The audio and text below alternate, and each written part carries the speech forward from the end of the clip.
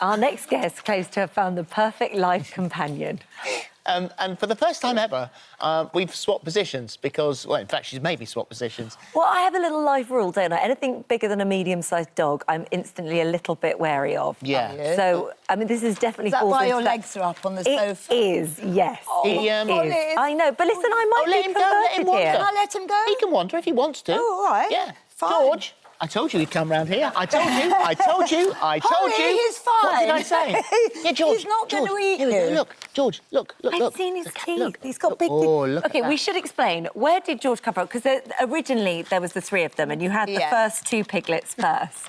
Go back down your end and I'll talk to you. Well, because there was the two of them to begin with. You didn't plan on getting the pigs, did you?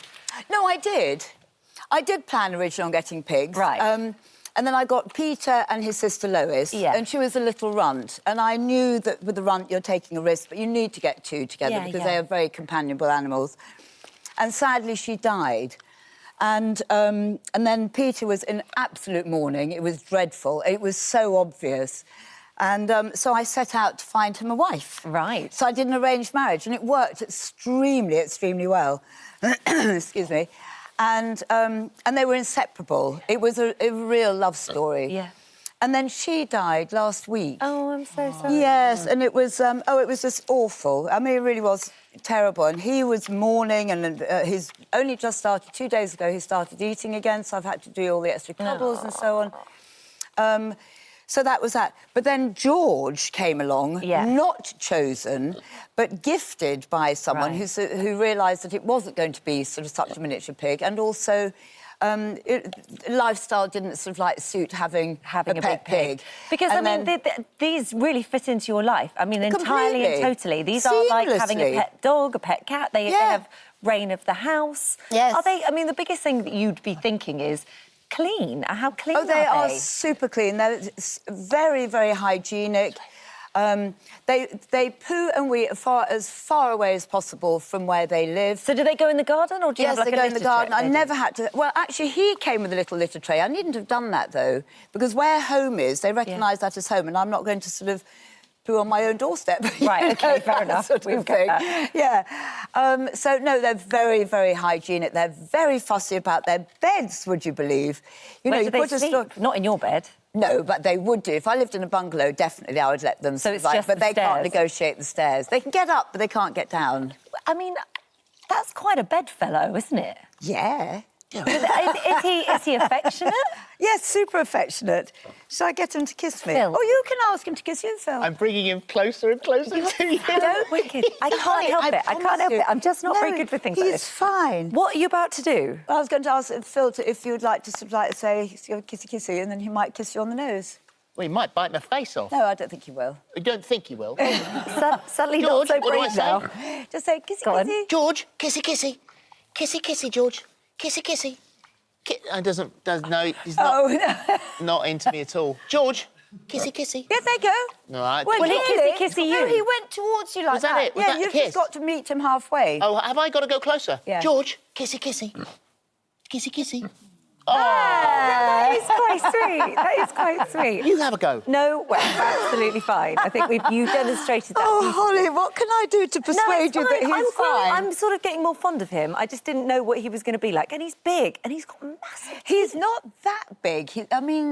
Peter is bigger. Compared to a cockapoo, he's quite big. Oh, yeah, that's true. But compared to a horse, he's quite small. You say that you prefer the company to some people. That you get it's a proper emotional relationship. Oh, definitely. I love animals. I understand them. I read them. I feel that they read not just me. They read everyone. The sixth sense is fantastic.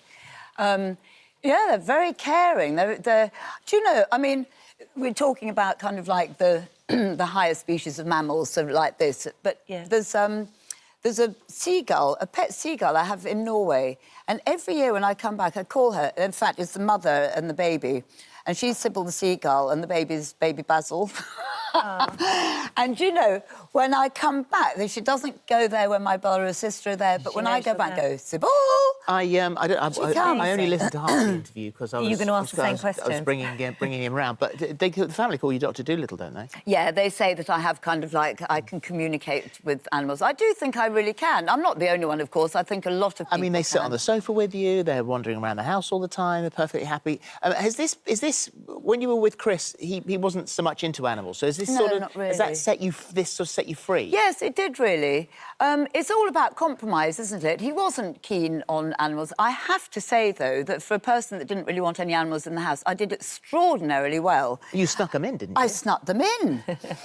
So, first of all, it was the cat. Oh, no, first of all, it was the dog, and I was pregnant with Toby, my youngest, and I said, you know, I'm really worried. Sort of like, there's going to be all this jealousy happening. I think we need a distraction. I think as a puppy would be a good idea. So then that was that. So I got the dog in. And then Toby, my youngest, he loved Postman Pat, and I used to say, wouldn't it be nice if we had a little black and white cat and we could call it Jeff? Well, George is extraordinary. He's been amazing. Thank you for bringing him in. Very good. Yes. Thank you. Well, thank you. Lovely to see you. Thank you for... Can I just say something? Turn Your Nose Up campaign. Please, you see these beautiful pigs, and they are pets, and they have got feelings and everything, and all this thing about... Quick, got 8 seconds. OK. 7. Please, just look after pigs and eat bacon, do all that. Yes, goodbye. 3, Anyway, 2, thank you. Don't go.